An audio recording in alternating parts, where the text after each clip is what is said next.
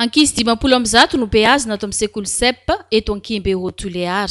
Sekoly eo ambany fehiny vahiny avy atsy amin'ny Nosy La Réunion, Kristiana tsara sitrapo avy amin'ny fiangonana Assemblée de Dieu ato amin'ny Tsinosy Rahavavy ity. Ny atoandro reto ankizy zanaky ny fianakaviana sahirana ireto omena sakafo ary maimaim-poana ihany koa ny saram-pianarana sy ny fitaovana hoenty mianatra. Ireto vahiny reto ihany koa no miantoka ny karamany reto mpanabe ato amin'ity sekoly CEP ity.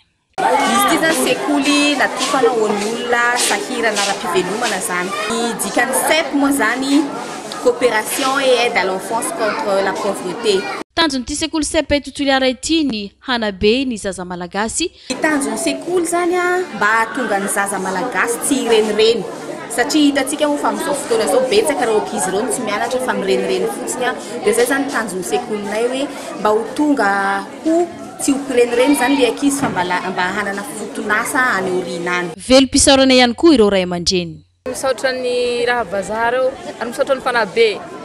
Fatafita ny ananay nangala tena zany ny classe de CPM eto.